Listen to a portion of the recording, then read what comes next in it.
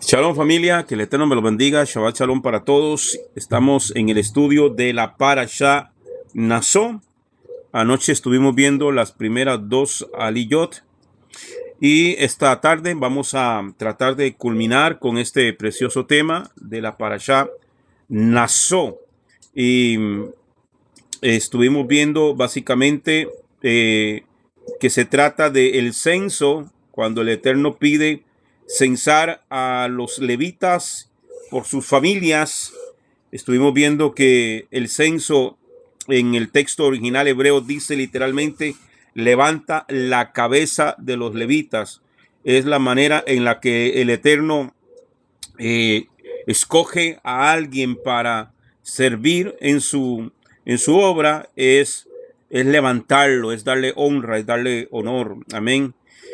Y creo que en esta parte todos tenemos que sentirnos gozosos y honrados de que el Padre nos haya escogido para este tiempo, para que seamos sus siervos y sus siervas. La Escritura dice que Él nos escogió desde antes de la fundación del mundo. Amén. Y que nos preparó para buenas obras. Amén. Entonces, bien, vamos a retomar acá de la parasha, perdón, de la aliyá número 3, la tercera aliyá, que se encuentra en el libro de Bamidbar. Bamidbar es el libro de números. Su nombre original es Bamidbar, que significa en el desierto. Todo esto está aconteciendo después de que Israel sale de Egipto, y en el desierto el Señor comienza a dar órdenes. Recordemos que en el desierto es donde el Padre da los 10 mandamientos o los mandamientos, amén, a través de su siervo Moisés. Y dentro de esas ordenanzas y esas instrucciones que el Eterno está dando, está escogiendo a los levitas para que sean los ministros y los siervos en el Mishkan, en el que conocemos como el tabernáculo. Bien, Números capítulo 5, versículo 2 dice: manda a los hijos de Israel que echen del campamento a todo leproso, a todo el que padece de flujo y a todo el que es impuro por causa de un muerto. Aquí se aplica lo que es las leyes de pureza dentro del campamento de Dios. Dentro del campamento, amados hermanos, no hay cabida para la inmundicia, para la impureza. Amén. Es entonces que el Señor establece límites dentro de o alrededor de lo que es el campamento. Cuando una persona se ha vuelto impura, ritualmente impura, no puede convivir con las demás personas. ¿Ok? En estos tres tipos de impureza, ritual, causan un aislamiento de los campamentos de Israel. Según el rabino Rashi, cada impureza corresponde a los tres campamentos: el campamento de la Shejinah, el campamento de los levitas y el campamento de los israelitas. O sea que había como seccionado los campamentos, y cada uno de ellos era mayor en gloria. Estaba el campamento de la Shekinah, donde se encontraba el tabernáculo establecido, donde estaba allí. Ese es el máximo grado de santidad en el campamento. Luego está en el campamento de los levitas, de aquellos que sirven al Eterno, y luego el campamento de todo Israel, el resto del pueblo. Entonces, ningún leproso, ninguno que padeciese de flujo, ni ninguno que se tocara a un muerto, que se hubiese contaminado por un muerto, podía estar dentro del área de los espacios sagrados. ¿Ok? El que tenía Zaharat, lo que conocemos como lepra, tenía que estar viviendo fuera de los tres campamentos, según lo leímos en el libro de Levíticos capítulo 13, versículo 46. Esto lo estuvimos viendo también en el estudio de los Taryag Mitzvot, que estamos estudiando ahora los martes.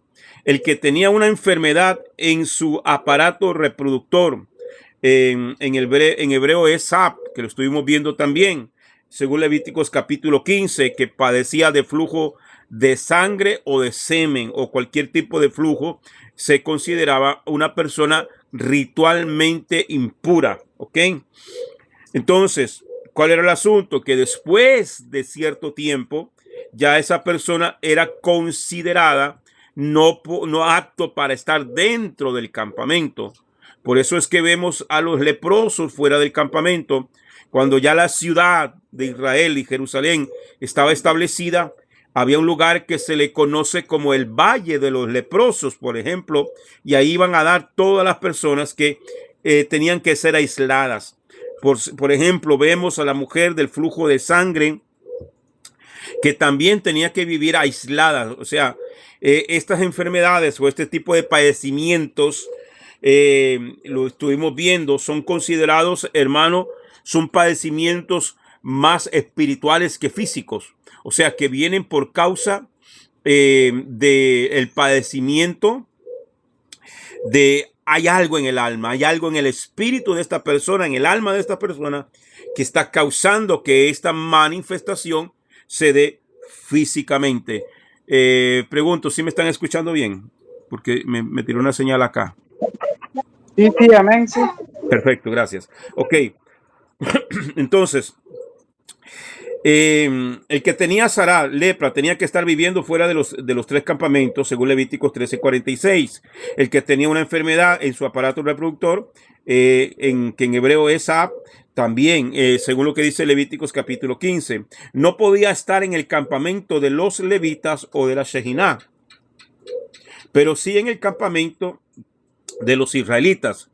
El que había tocado un muerto no podía entrar en el tabernáculo o en el Mizcán, pero sí podía estar en los otros campamentos, ¿ok? Entonces una persona que, por ejemplo, falleció un familiar y tuvo que estar ahí en el velorio, en el entierro, tuvo que ir al cementerio, ok, quedaba ritualmente impuro para entrar al Mizcán, al tabernáculo. No podía asistir, por ejemplo, no podía ir a celebrar Pesach porque estaba contaminado.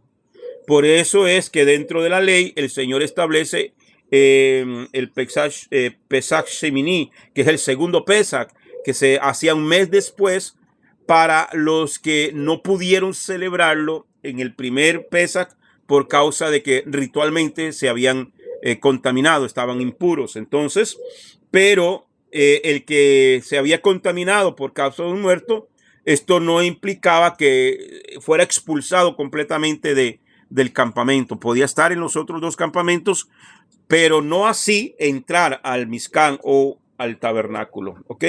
Espero que esté quedando claro. Números capítulo 5, versículo 7. Entonces, confesará los pecados que ha cometido y hará completa restitución por el daño causado. Añadirá un quinto y lo dará al que él perjudicó. La restitución es una parte de la teshuvá y el arrepentimiento, lo que conocemos como arrepentimiento. Y dice, y si no hay restitución del daño hecho a las personas, no es un arrepentimiento completo. Dentro de lo que es el arrepentimiento, si lo usamos en el dialecto del sistema religioso, se convirtió al Señor, ¿ya?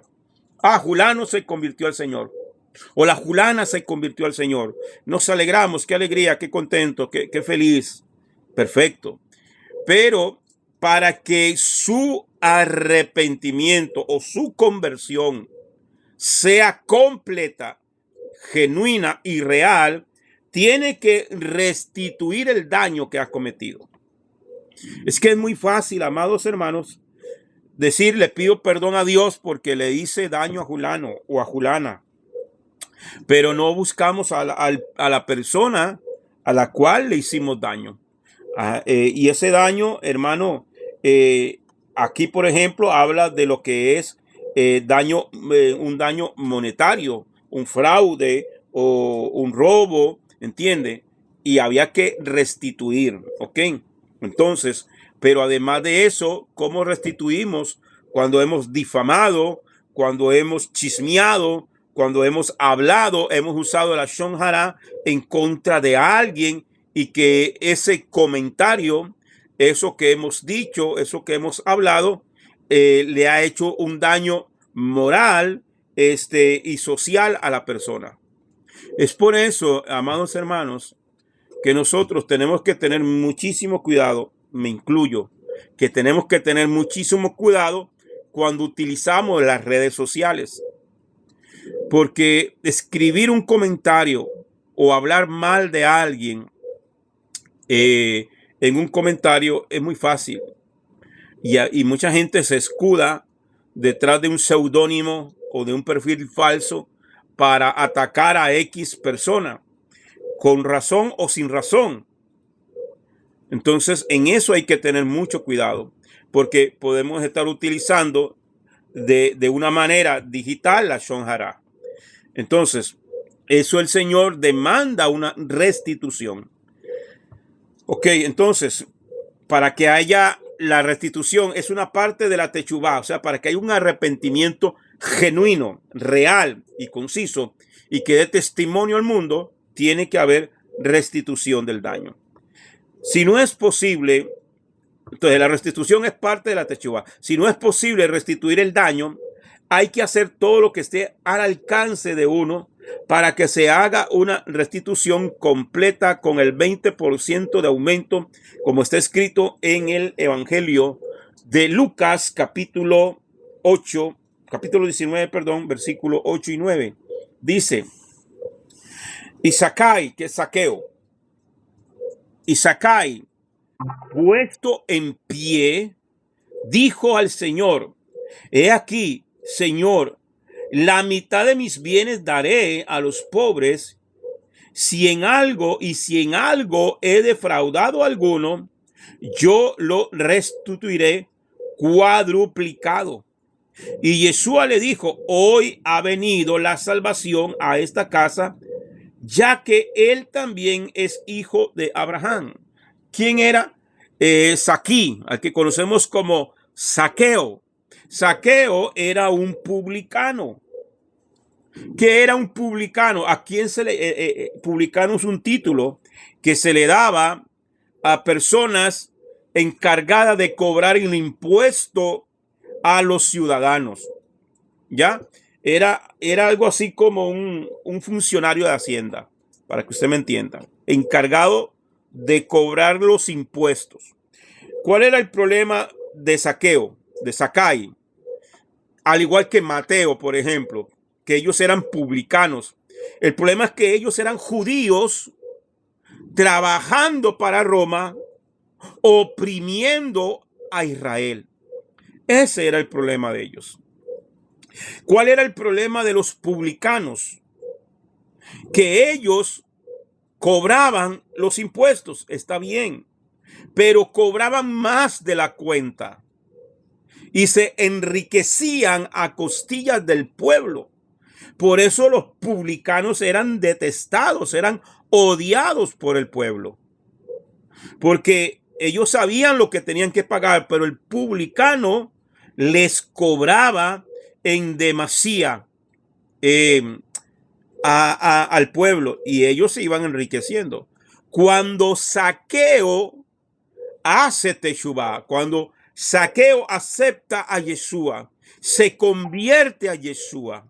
Amén. Recuerda que Zaqueo era un hombre bajito que se subió al árbol para ver cuando Yeshua pasaba, y Yeshua lo miró para arriba. Cuando él menos lo esperaba, Yeshua lo vuelve a ver y le dice, Zaqueo, desciende de ahí, porque baja de ahí, porque voy a posar en tu casa. Es necesario que hoy vaya a tu casa. Y Zaqueo, alegre y contento, recibió al Señor, escuchó el mensaje, escuchó la predicación y se convierte. Y cuando él dice, si en algo he defraudado a alguien, se lo devuelvo 4 veces, se está aplicando lo que dice la Torá, que tenía que devolver un 20% de lo que se había robado, de lo que había defraudado.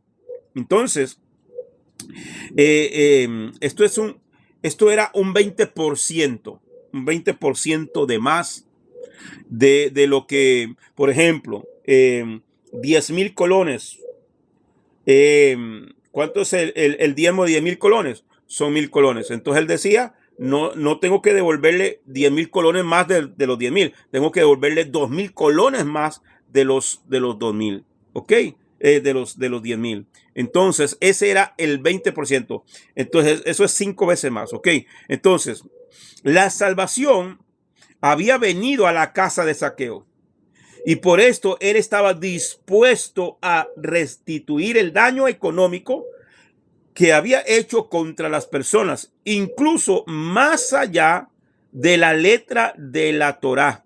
O sea, que Zaqueo no devolvió un 20%, Zaqueo está devolviendo un 40%, más de lo que todavía está diciendo la Torá. La evidencia de que la salvación había llegado a la casa fue que él estaba devolviendo a los que había hurtado y engañado. Amén. Engañándoles, había robado. Si no devuelves lo que hayas hurtado y restituyes el daño que hayas causado a otras personas, según todas tus posibilidades, no hay arrepentimiento en tu corazón. Y la salvación no te ha alcanzado todavía. Qué bonito. Me le robé el celular a Julano. Me arrepiento. Le pido perdón a Dios, pero me he hecho el celular en la bolsa. No es arrepentimiento. Cuando tenemos la posibilidad de hacerlo. Mi abuelita siempre usaba un dicho que yo no lo entendía, sinceramente. Y ella decía, ella siempre nos enseñaba, y eso lo aprendí de mi abuela. Y decía, para la hermana Imelda que está aquí, que ella es venezolana, pero vive en Estados Unidos, le voy a explicar un poquito lo que es la cultura. Aquí se le llamaban polacos a personas vendedoras de casa en casa y andaban vendiendo, como suelen hacerlo hoy, ropa, electrodomésticos y así.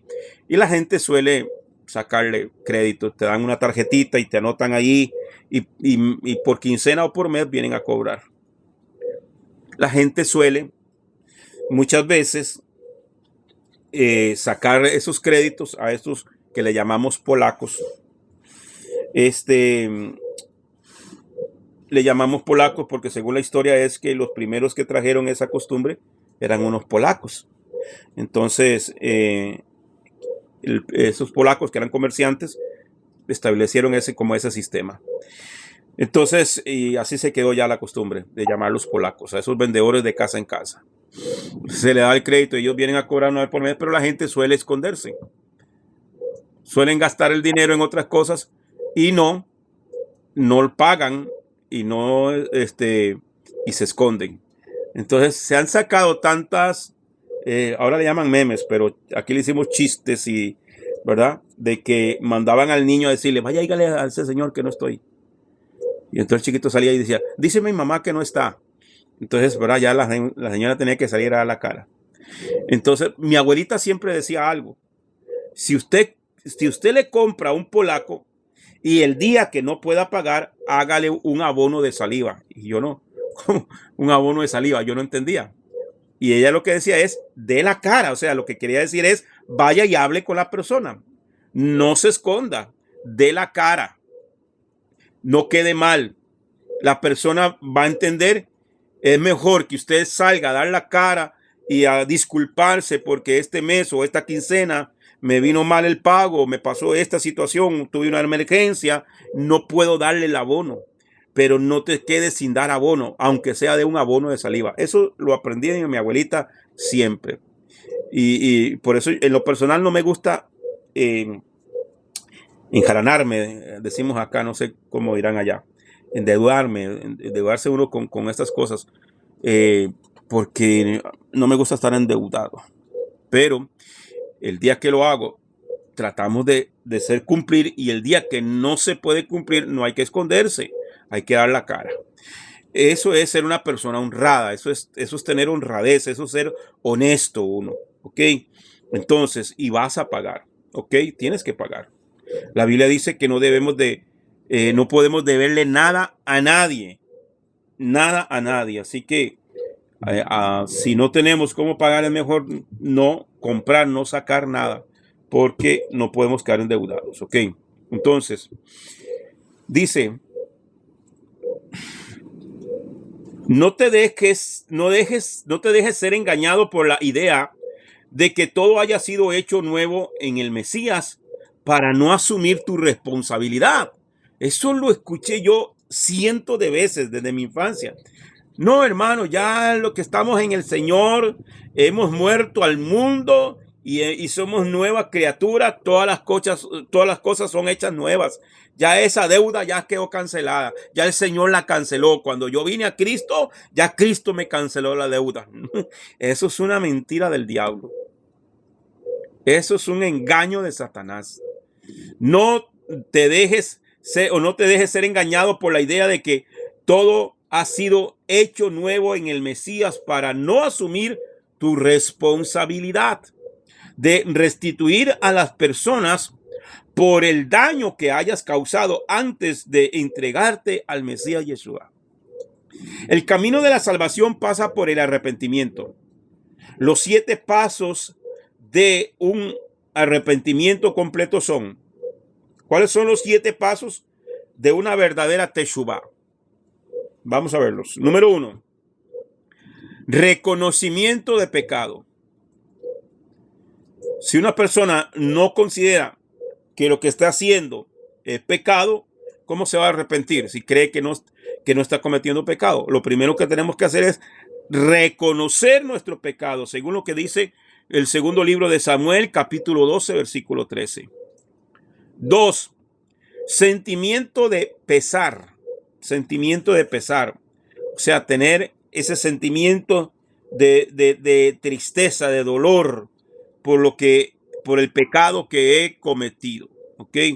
Sentir esa reprensión, sentimiento de pesar, según lo que dice Jeremías capítulo 8, versículo 6.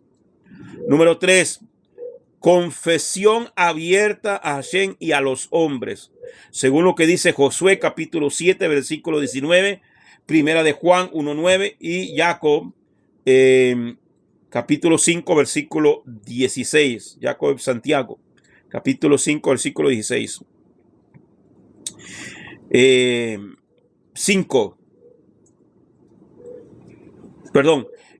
4. Petición de perdón. Pedir perdón a Hashem y a los hombres. Aquí no es simplemente que le pido perdón a Dios. Es que tengo que pedirle perdón también a la persona en la cual yo le fallé, yo traicioné, que yo herí. Amén. Hay que pedir perdón a la persona que sea. Aunque yo recuerdo que bueno, las hermanas Juanita, por lo menos, que la que está aquí, que nos criamos aquí en el barrio, que conoció a mi padrastro, que me hirió muchísimo, fue un maltrato de toda una vida. Cuando yo vine al Señor, cuando yo regresé al Señor a mis 18 años recién cumplidos, y yo me metí de cabeza con Dios, y mi anhelo, me acordaba de lo que yo les contaba anoche, cuando yo tenía 6 años, que el Señor usó a aquel pastor para decirle a mi abuelita que yo iba a ser un predicador. Esas palabras a mí me impactaron tanto, me quedaron tan en el fondo de mi corazón, que yo siempre anhelé servir a Dios. Y todavía sigo anhelando todos los días seguir sirviendo a mi Dios. Y yo recuerdo, hermano, que yo me metí de cabeza, hermano. Yo anhelaba que el pastor de la iglesia me pusiera, aunque sea, a recoger la ofrenda. Ese era mi anhelo. Yo quería servirle a Dios. El pastor que yo tenía en aquel momento, hermano Luis Carlos, él no tenía un mensaje así como muy elaborado, no tenía así como mucho conocimiento. Y su caballito de batalla siempre era que había que servir a Dios. Pero para servir a Dios había que pagar un precio. Y yo quería servir a Dios. Y no quiero cansarlo, porque yo creo que ya lo he contado en otras ocasiones. Yo me metí en 40 días de ayuno. Yo trabajaba en una fábrica con 18 años. Yo trabajaba en una fábrica de ropa, de pantalones, jeans. Y yo me iba en ayuno todo el día, me salía a las 5 de la tarde, de ahí me iba para la iglesia sin llegar a la casa, y me quedaba en todo el culto. En la noche, ya después, te entregaba mi ayuno, cenaba esa noche y al día siguiente otra vez en ayuno, así por 40 días, para que me pusieran a recoger la ofrenda. Cuando yo terminé los 40 días de ayuno, ese día me pusieron a recoger la ofrenda. Para mí fue, y yo dije que yo había pagado ese precio. Y de ahí el Señor me levantó para servir. Me pusieron presidente de jóvenes al poquito tiempo. Fui presidente de jóvenes muchos años. Formamos un equipo de evangelismo, comencemos a predicar, comencé a predicar en las iglesias, comencé a salir del país y primero que nada todo Costa Rica lo anduve, de las 7 provincias, pero en ese tiempo ya tenía como un año yo de estar predicando a nivel nacional. Un día el Señor me dijo que yo no le podía servir. Y, ¿cómo que no te puedo servir? Yo tenía la agenda llena para todo un año. Y me dijo, porque tú no me puedes servir porque hay odio y rencor en tu corazón. Y yo dije, no, yo no odio a nadie, yo no tengo rencor con nadie. Y ese día yo estaba en un ayuno de 3 días porque iba para una campaña a Limón. Y yo recuerdo, hermano, que ese día el Señor me dio una visión y me mostró toda mi infancia, todo el maltrato que recibí. Y yo siempre pongo el ejemplo que cuando Moisés, que así me identifico yo, cuando Moisés, el Señor le dice que mete su mano en el seno y la sacó y la mano venía leprosa. Y yo siempre digo, bueno, claro, porque Moisés tenía un pecado oculto, que había matado a un egipcio y lo había enterrado. ¿Y cuántos egipcios tenemos nosotros enterrados? Y creemos que estamos bien. Y el Señor me desnudó mi corazón ese día en esa visión que yo estoy teniendo, que yo en la pared de mi cuarto estoy viendo como que si fuera una pantalla de cine, y yo pegaba gritos, yo lloraba, hermano, encerrado. Yo tenía 3 días de estar encerrado en ayuno total. Y ese día el Señor me dijo, tú no me puedes servir con ese odio y ese rencor en tu corazón, hermano. Y de verdad, ese día sentí el odio y el rencor que estaba ahí oculto en mi corazón. Y el Señor me dijo, ve a tu casa, que es esta casa donde estoy ahora, busca a tu papá y pídele perdón. Que yo le pida perdón. Que yo le pida perdón, hermano, porque él, en esas imágenes que yo estoy viendo ahí, eran todos los recuerdos de mi infancia. Cuando él me llevaba, yo enfermo de cáncer, yo con 6, 7 años de edad, me llevaba a trabajar con el ganado. Y como yo no hacía las cosas que él quería que yo hiciera, como que si fuera un hombre, me agarraba a patadas y me tiraba las patas del ganado para que el ganado me pateara todo, hermano, y cosas de cosas. Me amarraba a los postes del corral y con la soga, con el mecate, me daba por la espalda. Yo llegaba a esta casa aquí, hermano, con las tiras de carne guindando en mi espalda. Y yo buscando refugio en mi mamá. Lo que mi mamá me decía es, usted se lo merece porque usted no hace caso y que no sé cuánto. Hermano, yo no tenía ni paz, ni consuelo, ni amor, ni refugio de nada. Todo eso Dios me lo está mostrando allí. Todo eso Dios me lo está mostrando. El día que aquí del corredor de esta casa, los que conocen esta casa, mi papá me sacó amarrado, me amarró un pie, me amarró el maletero de la moto y me sacó por ahí y me sacó a rastras. Y aquí está la hermana Juanita que conoce acá. Y al frente de la casa de Alba, que es la hermana de él, mi tía, ella cuando ve eso, cuando escuchó los gritos y todo, estaba mi hermana pegando gritos y todo, porque mi mamá no estaba, porque él le había dado una golpiza que doña Virginia se la tuvo que llevar para el hospital. y él se la desquitó conmigo, terminó de quitarse la ira conmigo y me arrastró, hermano, y me dejó la cara en carne viva. A Alba se le tiró encima, la hermana de él se le tira encima a la moto y cuando yo me desperté yo estaba en los regazos de mi tía Alba y me sacaba las piedras, cuando eso era calle de piedra, que era lastre, las piedras de mi rostro, de mi cara. Hermano, tenía 8 años de edad, 8 años de edad. Cuando yo me desperté,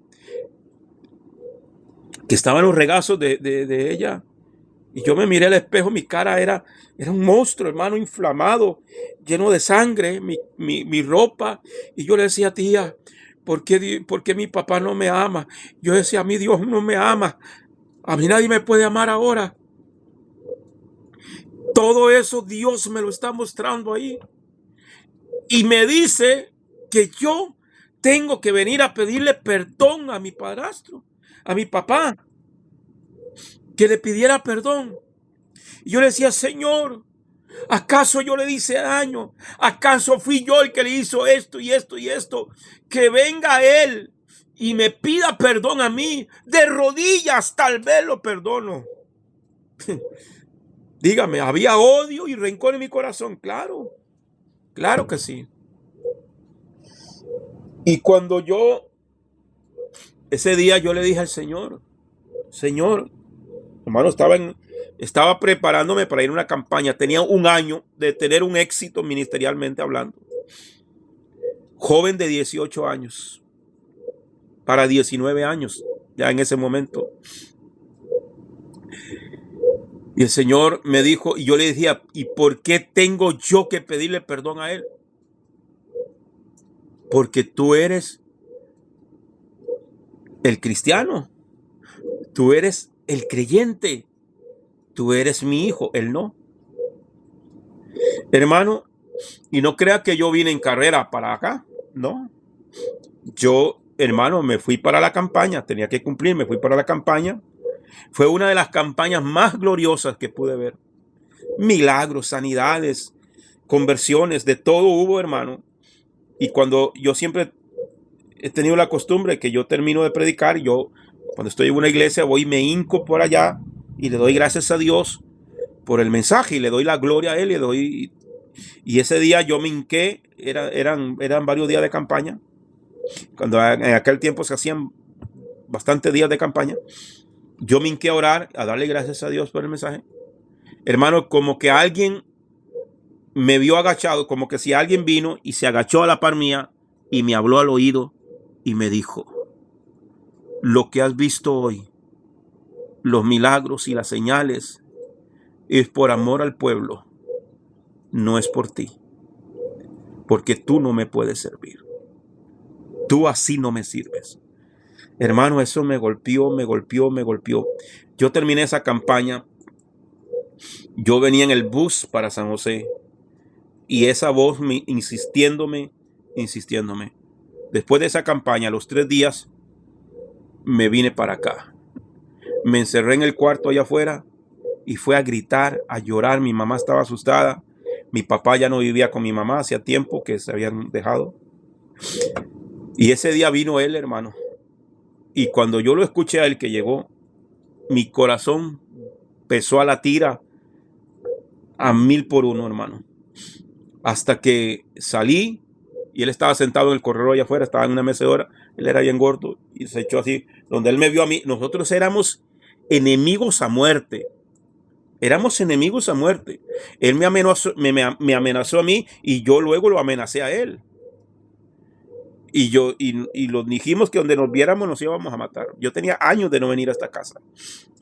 Y ese día, hermano, cuando yo salí del cuarto, yo tenía rato de estar llorando, y él me vio, se asustó. Y yo le dije, quiero hablar con usted. Claro, se lo estoy ahorita contando así, pero eso era exaltado, hermano, yo. Y con el corazón en la garganta. Y me dijo, ¿y qué quiere hablar conmigo usted? Él era muy tosco. Y yo, hermano, no aguanté. Y yo le dije, y yo me le fui encima, hermano, llorando, porque siempre he sido como muy llorón. Lo abracé y le dije, quiero que me perdone. Y quiero que me perdone por... Y entonces, él era un tipo muy duro, hermano, muy, muy duro, muy duro. Y ese día empezó a llorar.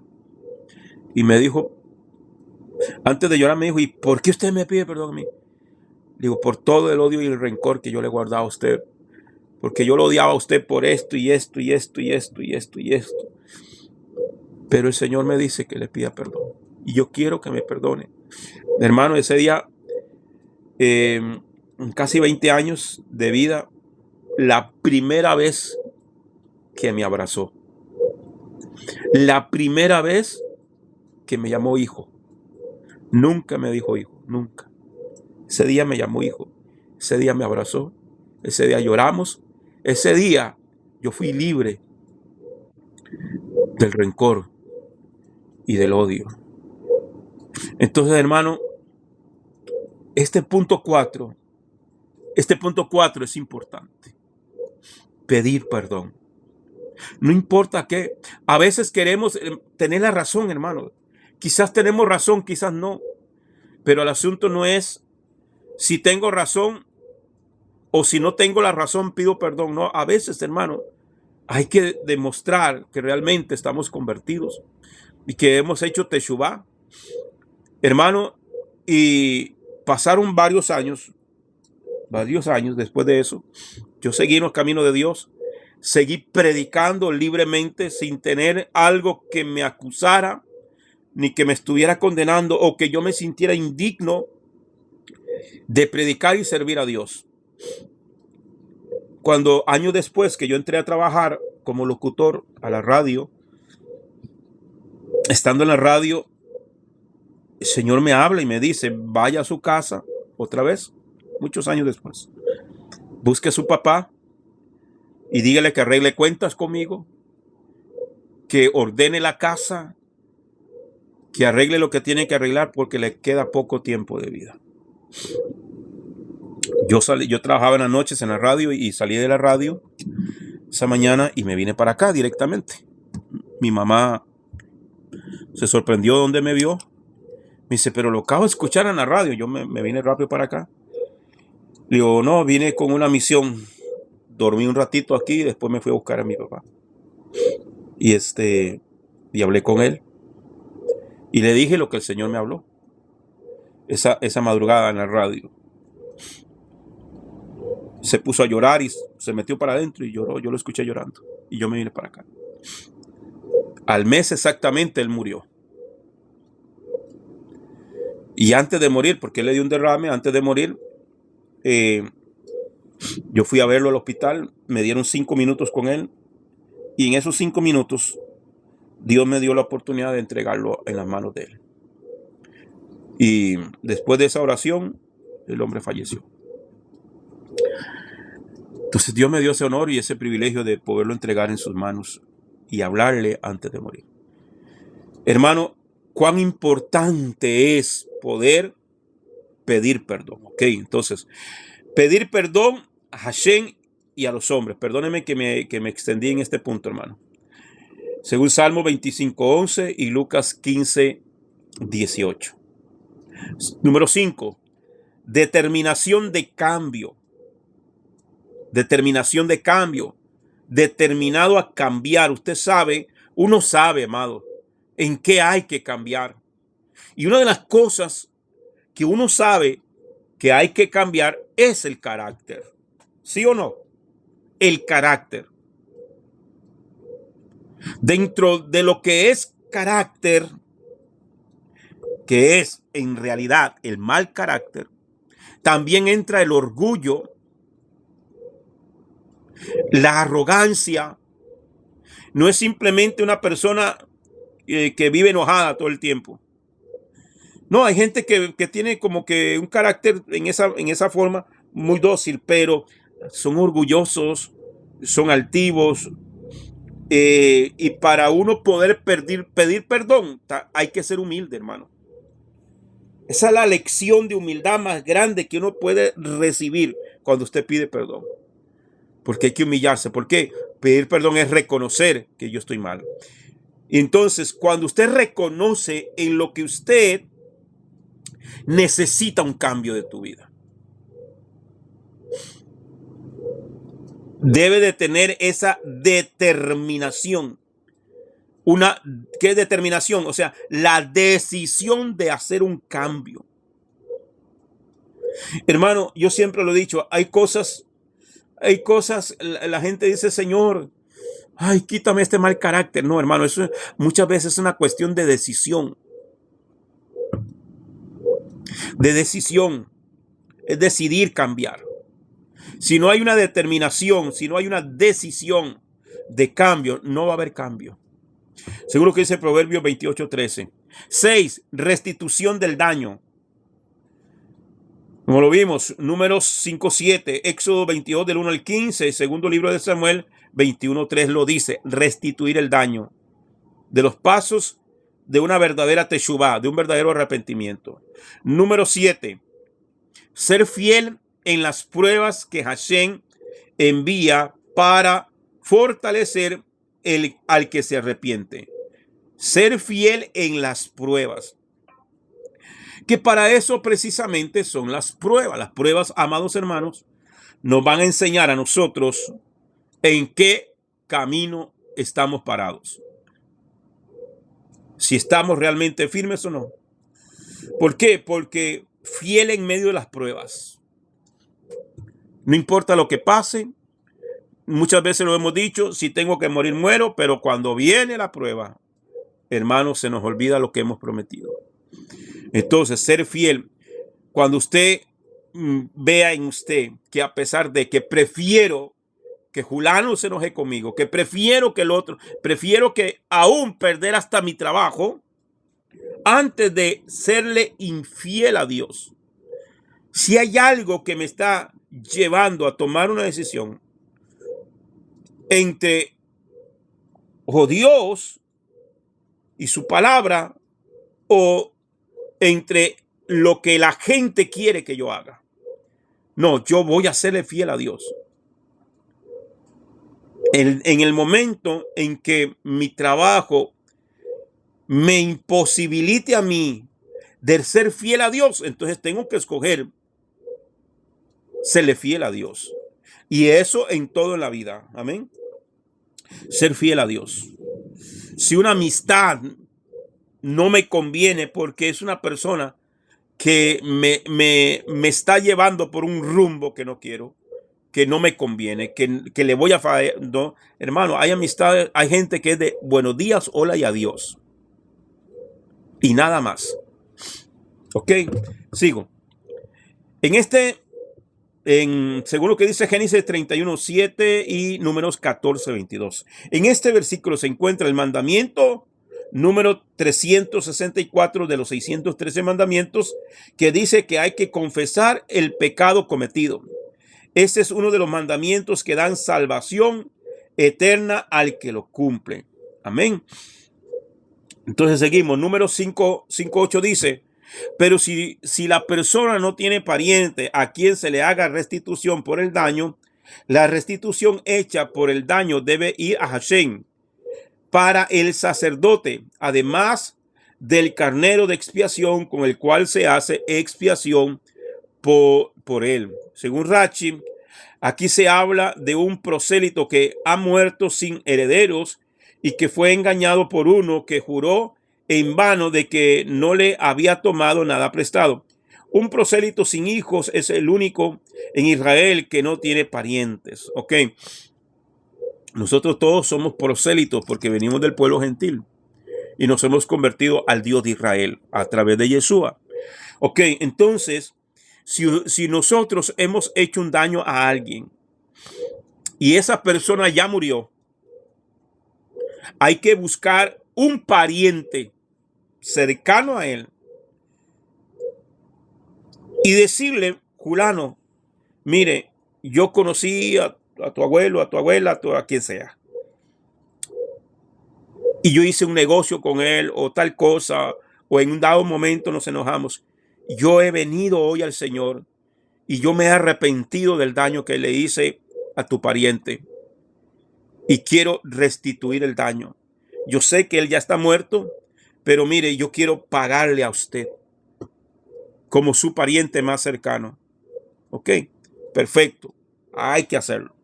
Pero si esa persona no tiene parientes y no hay una manera de poder hacer esa restitución, entonces dice acá, según lo que dice el libro de Números, entonces hay que buscar, según la de Números 5:8, al sacerdote y darle ese pago. No es una ofrenda, no es una ofrenda, es el pago de restitución. Y hablar con el sacerdote, hablar con este ministro y decirle, mire, yo hice esto y quiero restituir el daño. Yo hablé mal de fulano, le hice daño con lo que hice, le robé, le hice un mal negocio y le quité mucho dinero o lo difamé. Cualquier cosa que haya sido el daño, quiero restituirlo. Y no tiene parientes, quiero hacerlo a través de usted para que Dios reciba esta restitución. Eso es lo que hay que hacer, según lo que dice aquí Números capítulo 5, versículo 8. Cuarta aliyá, Números 5:12. Habla a los hijos de Israel y diles, si la mujer de alguno se desvía y le es infiel. La palabra hebrea que ha sido traducida como desvía es tisté, que viene del Strong 7847 y se dice satá, que significa apartar o descarriar, desviar. De allí se deriva la palabra sotá, la descarriada. Eso es lo que significa la palabra sotá, la descarriada, que es el nombre de un tratado del Talmud que trata sobre este caso. Números capítulo 5, verso 13. Habiendo podido un hombre acostarse con ella en relación carnal sin que su marido lo viera, y ella se reclutó en secreto y pudo haberse contaminado y no haya testigo contra ella ni haya sido violada. O sea, voluntariamente la mujer casada se acostó con otro hombre y tuvo relaciones sexuales. ¿Ok? A eso se le llama la sotá, la mujer desviada. Entonces, en el tratado sotá del Talmud, tratado sotá 4a y 31b, enseña que el agua de amargura solo es aplicable cuando una mujer se haya reclutado en secreto con otro hombre durante un tiempo suficientemente largo como para afectar una relación sexual, para efectuar una relación sexual con él. Si fueron descubiertos o si ella fue violada, no era necesario usar este método. O sea, era la única manera que se hacía era que se le daban unas aguas amargas cuando había sospecha, cuando no habían testigos, no había nada. Si la mujer fue descubierta, no se le daban estas aguas, ¿ok? O si fue una mujer violada, no había por qué. La ley de la mujer bajo sospecha de sotá. Entonces, cuando usted oye la palabra sotá en algún texto o alguna enseñanza, ya usted sabe que se refiere a una mujer que es una mujer que tuvo relaciones sexuales con un hombre en secreto, a escondidas. Números 5:14 dice, y un espíritu de celo había venido sobre él y había celado a su mujer y ella se contaminó, o si había venido un espíritu de celo sobre él y había celado a su mujer, ella no se contaminó. En el Talmud, Sotá 3a y 5a enseña que el marido tiene que haber celado a su mujer antes de reclutarse con otro hombre para que se pueda aplicar este procedimiento. La palabra celado es interpretada como una advertencia que el esposo hace antes que su esposa se recluya con un hombre, diciéndole no te recluyas con ese hombre. Ok, ¿qué quiere decir esto? No es que tenga un sentimiento, que le haya nacido un sentimiento de celo de un pronto a otro. Lo que quiere decir es que el marido está viendo como que fulano se le acerca mucho y como que, ¿me entiende? Como que hay un acercamiento inapropiado y el hombre ya comience a sospechar de ese fulano. Entonces, cuando la haya celado, le está diciendo es, mire, fulana, no me gusta la amistad que usted tiene con ese fulano. Y hay mujeres que no, pero es un solo amigo, o es un hermano, o no, es compañero de trabajo, y él es así, él es muy... no, es que, hermano, mire, uno lo siente. Uno lo siente. Es ese sentimiento que no es un celo enfermizo, sino que usted siente que hay algo más ahí, que tal vez la mujer no lo está viendo, porque la mujer suele ser amiga, de verdad. Pero el hombre suele ir más allá de eso. Entonces, cuando el hombre ve aquello y le da una advertencia, mira, fulana, tenga cuidado, mejor aléjese de ese fulanito porque ese fulano anda detrás de usted. Fulano quiere tener algo con usted. Y a veces la mujer hasta se enoja, no, que qué le pasa, que esos celos enfermos que está... Bueno, simplemente le estoy diciendo que fulano tenga cuidado, preste la atención.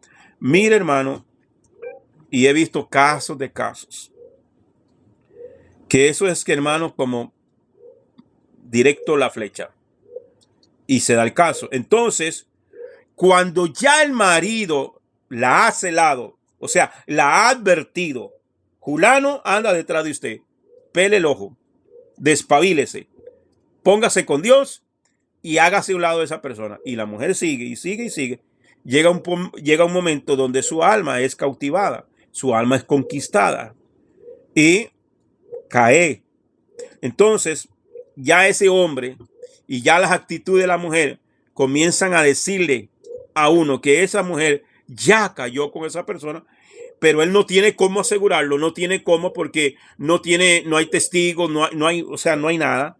Entonces el marido la presenta delante del sacerdote como sospecha de sotá. ¿Sí me están entendiendo? Pónganme un amén, a ver. Si me entienden. Si no me entienden, díganme no. Sí, amén, yo sí. Bien.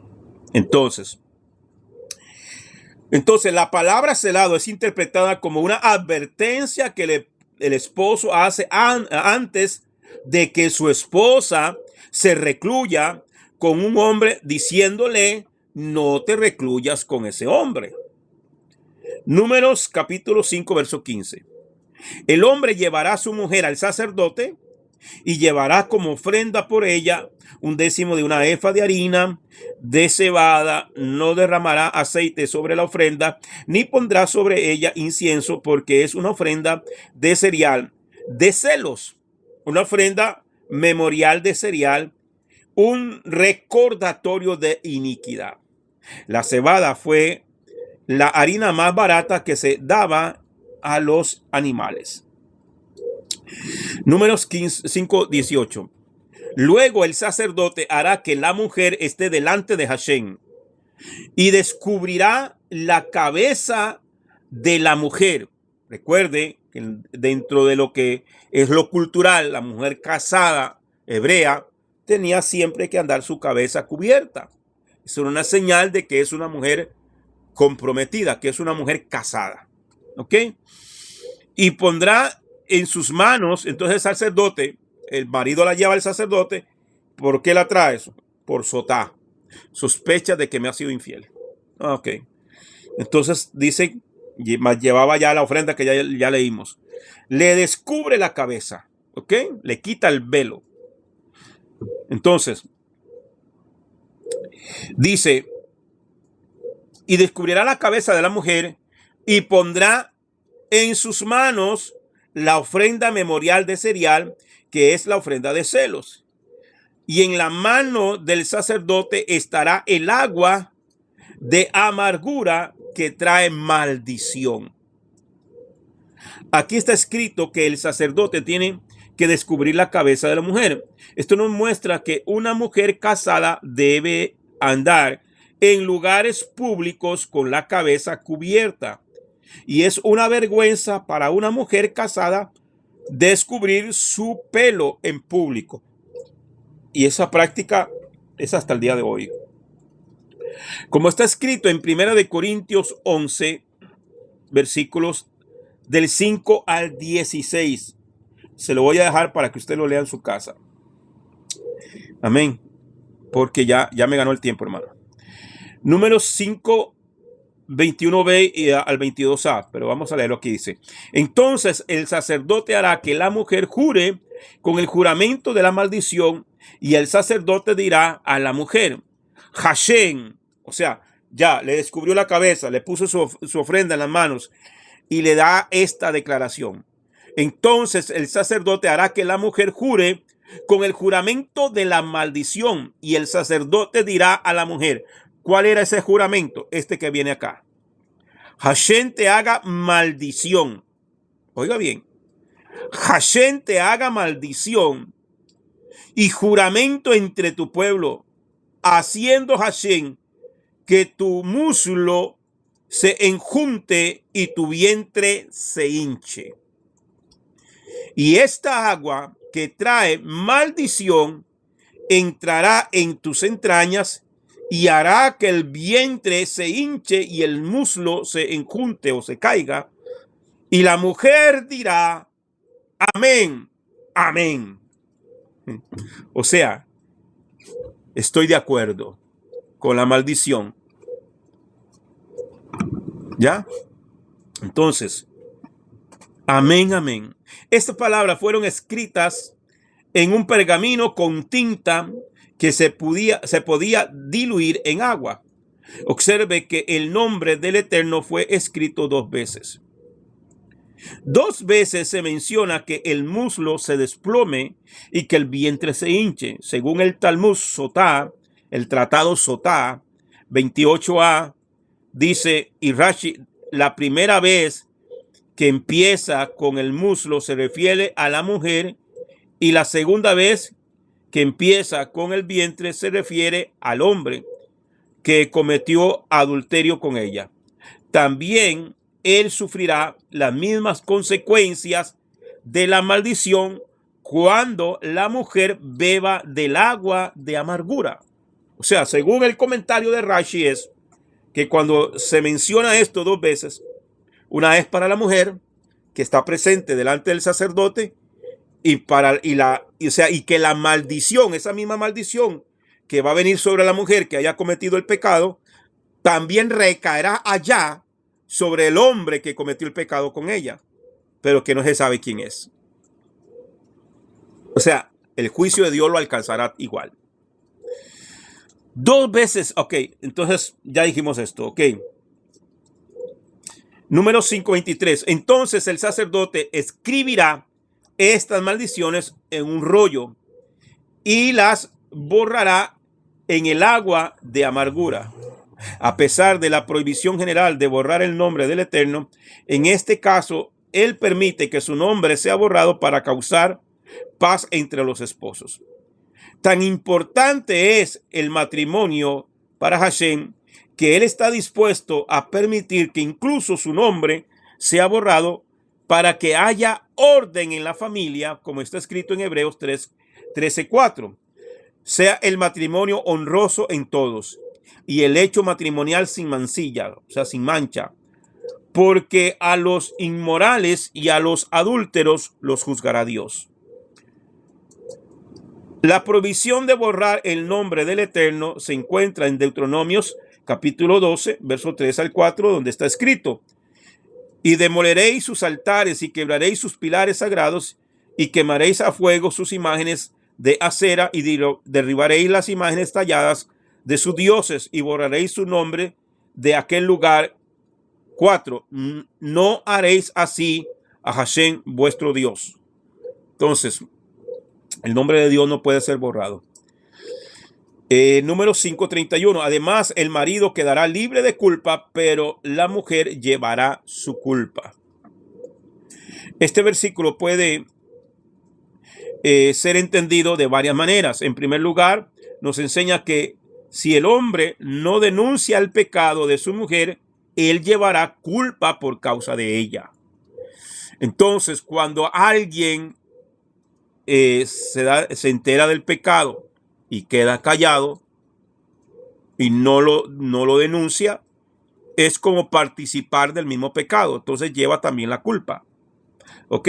Eso está también escrito en Levíticos capítulo 5, si mal no recuerdo ahorita. Ok, entonces, el no callar el pecado de otro. Si usted se da cuenta y es testigo, usted tiene que denunciar el pecado. Detrás de esto hay un concepto de colectividad que enseña que si un miembro del cuerpo peca, todo el cuerpo es responsable ante Hashem. Como el hombre ha denunciado a su esposa, él queda libre de la responsabilidad del pecado de ella. En el caso de que no lo hubiera denunciado, él cargaría parte de la responsabilidad del pecado. Por supuesto, no se entregará el agua de amargura a una mujer que haya confesado su pecado. Solo se da a una mujer sospechada que rehúsa confesar su delito. Sí, claro, si ya la persona confesó que sí lo hizo, no va a beber. ¿Por qué? Porque esa agua la va a matar. ¿Ok? Entonces, la ley de la sotá es solo para que no haya confesado su pecado o cuando el marido tiene sospechas infundadas de su mujer. Entendemos realmente lo que significa una culpa colectiva. Tomamos en serio lo que implica. Muchas veces dice allá él o allá ella, sin entender que su pecado también nos afecta a nosotros, como suele pasar en las iglesias, como suele pasar en las congregaciones. No, allá el pastor, él sabrá lo que hace. No, hermano. Y por eso la iglesia está de cabeza.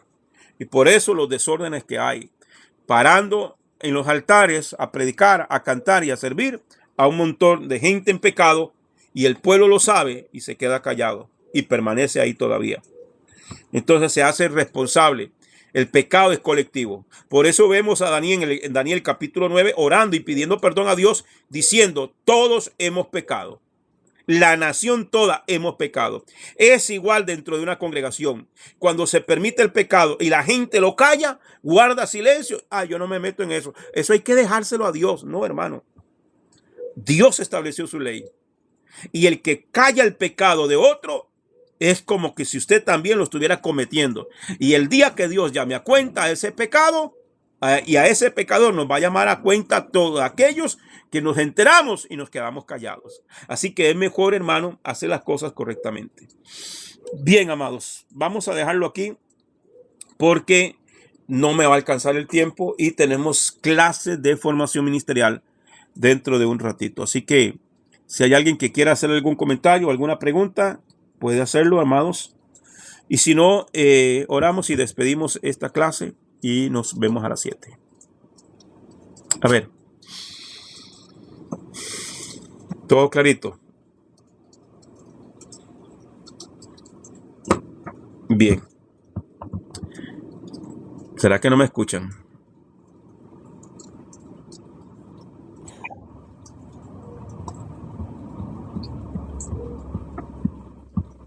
Bueno.